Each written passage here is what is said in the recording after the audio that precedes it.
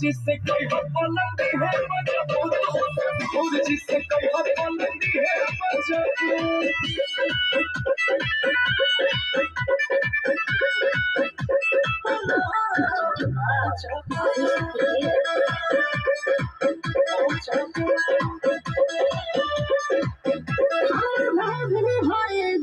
तो जाने मंगली होंगे को नौला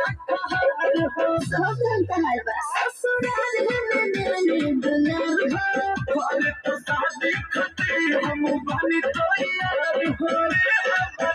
हम मोल राजा से तुम चली हलू